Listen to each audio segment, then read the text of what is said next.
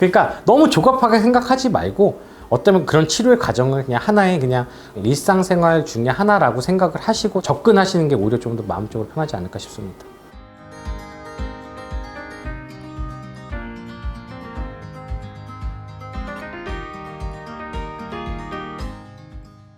네, 안녕하세요. 전 정형외과 윤종용입니다. 저는 그렇게 생각하지는 않습니다. 오히려 퇴행성 관절염이 늦게 오면 늦게 왔지 빨리 오진 않을 겁니다. 근데 왜 빨리 오냐라고 얘기를 하냐면 퇴행성 관절염을 발견하는 시기가 빨라진 것 같습니다. 무슨 말이냐면 예전에는 MRI가 이렇게 많지는 않았어요. 요즘엔 병원이 많고 주변에 많기 때문에 이렇게 병원에서 엑스레이만 찍어봐도 관절염이 있는지 없는지를 금방 확인할 수가 있죠. 예전에는 참고 사는 게 미덕이라고 병원에 잘 안 가셨죠. 요즘에는 좀 젊으신 분들이 조금만 아프면 병원에 가서 진료를 받고 하세요. 관절염이 조금 있네요. 이런 얘기를 이제 듣기 시작하고, 그래서 관절염에 대한 우리가 디텍션, 그러니까 탐색을 좀 빨리 하게 되니까 아무래도 연령대가 좀 낮아지는 게 아닌가 싶습니다.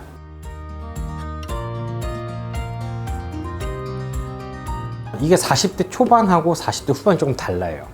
특히 40대 초반 같은 경우에는 우리나라에서 40대 초반에 관절염이 막 진행하는 경우는 예전에 외상성으로 다치지 않고서는 크게 보기가 힘들어요.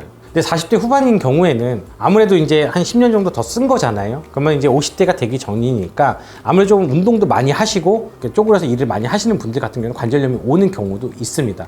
근데 대부분의 40대 초반에서 후반의 통증은 관절염보다는 관절염이 아닌 것에 의한 통증인 경우가 더 많다라고 봅니다. 관절염이 아닌 경우에는 예를 들어서 슬개골에 문제가 있어서 생기는 연골연화증이라든지 그쪽에 있는 페페드 신드롬 아니 사이노바이티스라는 활액막염에 의해서 통증이 있는 건지, 아니면 옆쪽에 있는 측부인대의 문제들, 내측 측부인대나 외측 측부인대의 문제들, 그리고 또 하나는 뼈 자체가 이제 타박이 생겨서 뼈 타박의 문제들, 이런 것들에 의한 통증이 더 많다라고 봅니다.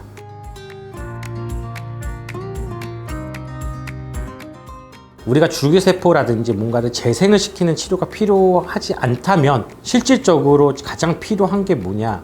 우선 조급해하지 않는 거예요. 병원에 가면 바로 나아야 된다는 생각을 하게 되면요, 의사들도 조급해지거든요. 우리가 조급해지면 어떻게 되겠어요? 결국은 우리가 스테로이드 좀 많이 쓰게 되고, 아니면 공격적인 치료를 좀 자꾸 갈 수밖에 없습니다.